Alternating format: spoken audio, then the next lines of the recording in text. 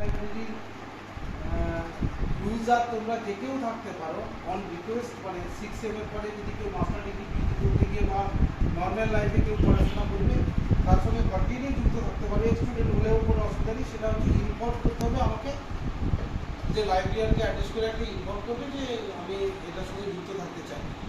তো সেখানে আমরা তাকে হচ্ছে রিনিউয়ালটা কন্টিনিউ করে যাব।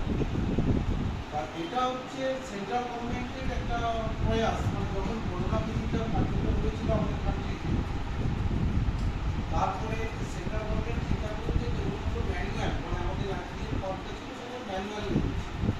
তো সেখানে আমরা লাইব্রেরিতে না গিয়ে বইপত্র পেতাম না। তখন সেন্ট্রাল গভর্নমেন্ট উদ্যোগ নিয়ে, ইন্টারন্যাশনাল সেন্ট্রাল গভর্নমেন্ট উদ্যোগ নিয়ে একটা হচ্ছে ই রিসোর্সগুলোকে কালেক্ট করে মানে ই লাইব্রেরি ফর্ম করেছে। সেই লাইব্রেরিটা অ্যাট প্রেজেন্ট আমার দেশের যে ন্যাশনাল লাইব্রেরি আছে তার তুলনায় অনেক অনেক বড় হয়েছে, মানে প্রচুর পরিমাণ ই রিসোর্স তাতে গ্যাদারিং হয়েছে। যারা মানে ফার্দার পড়াশোনা করছে বা আমাদের ওখান থেকে যারা অ্যাক্সেস করতে পারে, সবচেয়ে নিচু ক্লাস হচ্ছে গ্র্যাজুয়েশন, মাস্টার ডিগ্রি, পিএইচডি, অধ্যাপক অধ্যাপিকা, এরা হচ্ছে ওখানে অ্যাক্সেস করছে। তো স্বাভাবিকভাবে তোমাদের এটা ভীষণ কাজে লাগবে।